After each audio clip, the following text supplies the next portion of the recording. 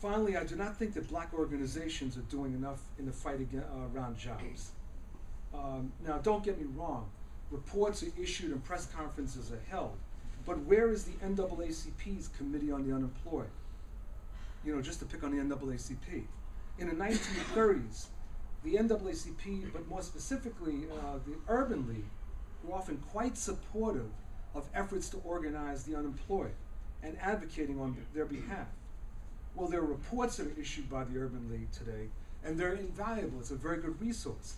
But what about a task force to support organizing the black unemployed? And what about religious institutions?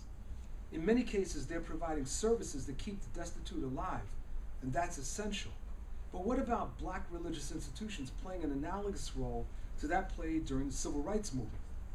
What about reinventing King's Poor People's Campaign? What about making that a faith-based movement, bringing together different faiths in a campaign for economic justice?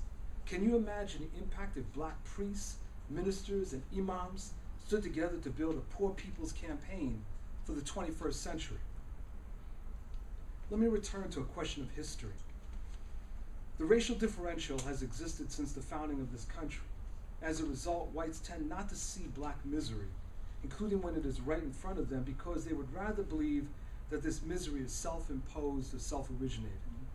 Yet we on the left know that this is far from the case, and that the racial differential itself is a means of social control over all workers and acts to further the oppression of people of color generally and African Americans in particular. At the end of the day, this question of jobs, black workers, and economic justice will need to be resolved through the emergence of a black force that insists upon change in the discussion.